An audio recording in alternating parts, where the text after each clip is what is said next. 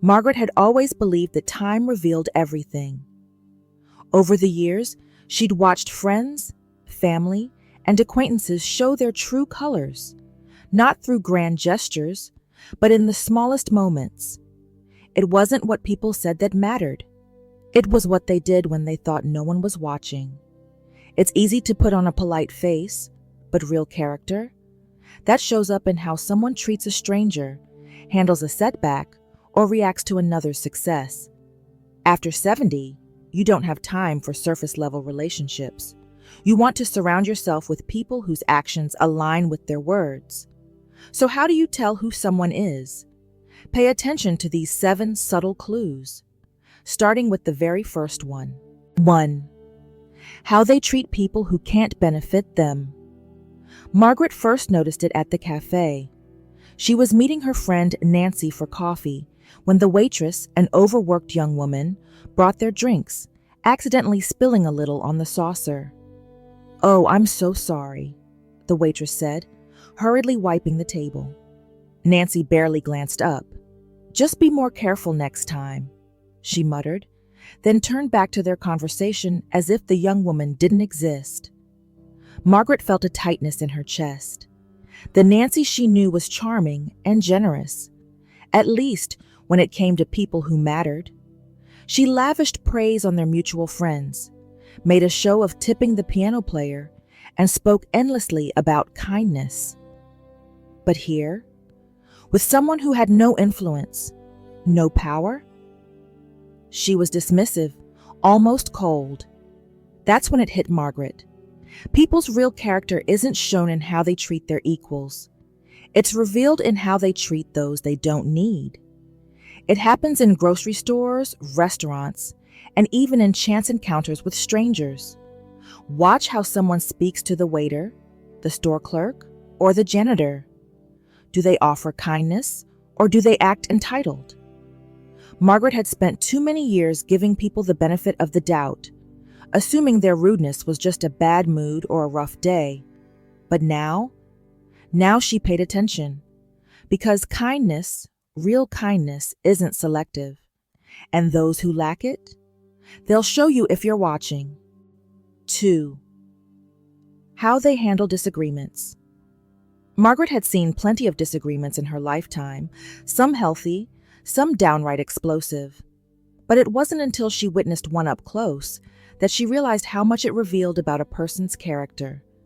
She was at a dinner party when her old friend Richard, a retired professor, got into a debate with another guest about something trivial, probably politics, or the best way to make a soufflé.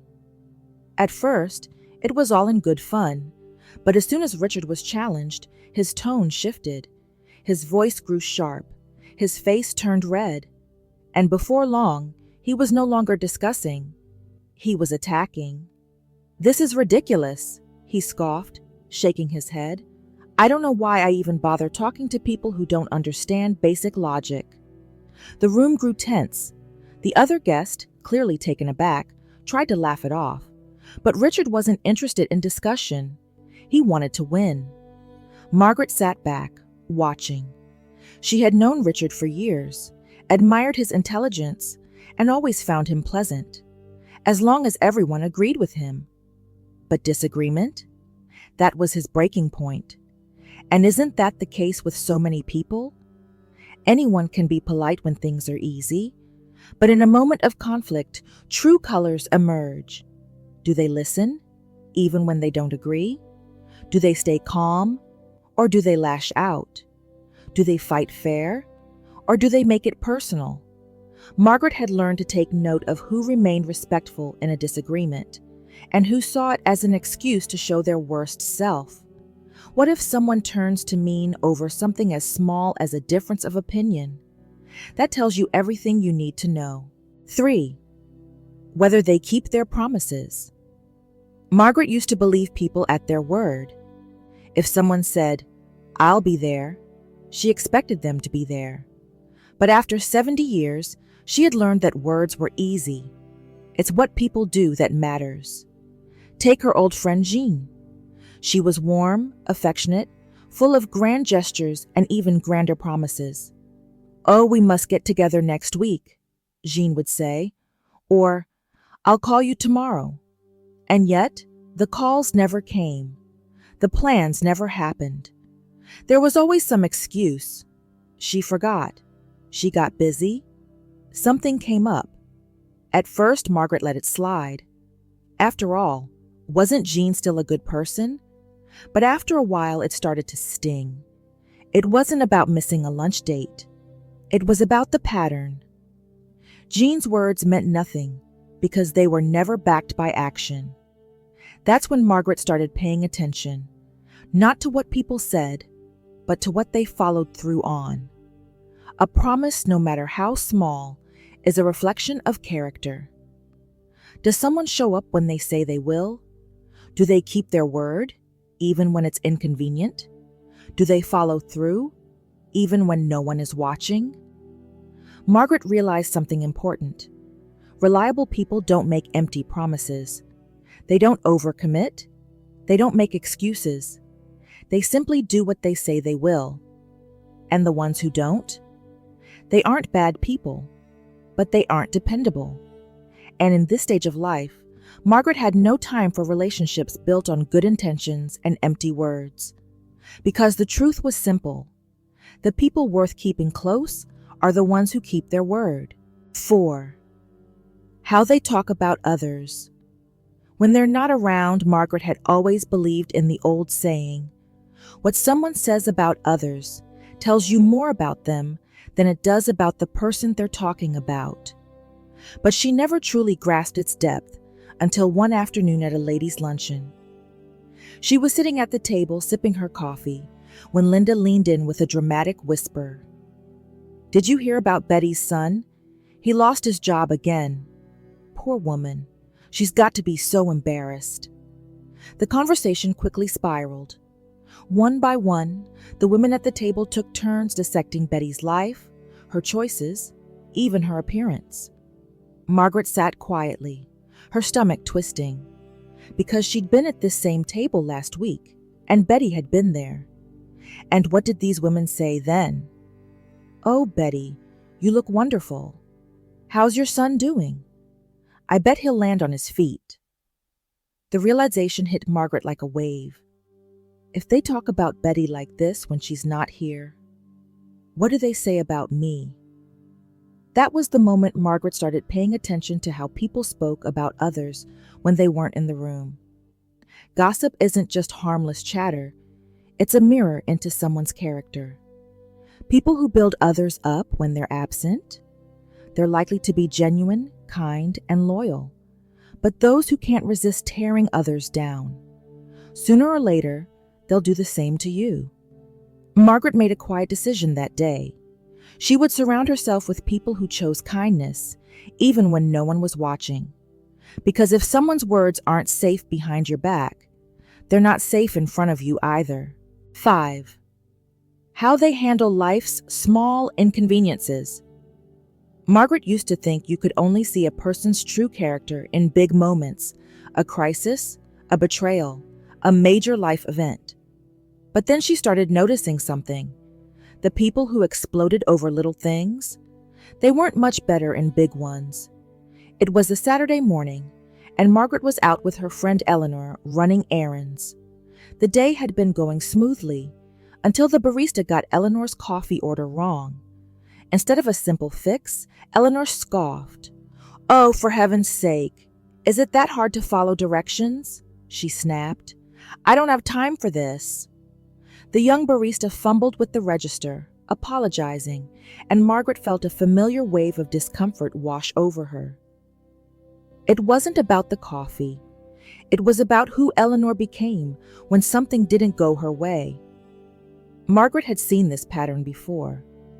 People who lost their temper over a minor inconvenience often lacked control over their bigger emotions too. A long checkout line, a delayed appointment, a miscommunication. Did they roll with the punches, or did they unravel? Margaret had learned to take notes, because patience in small moments is a sign of emotional strength, and if someone can't handle a tiny setback, they certainly won't handle a real hardship with grace.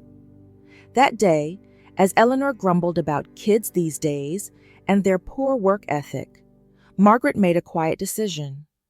She would choose calm over chaos, because how people handle life's inconveniences tells you everything about how they handle life itself.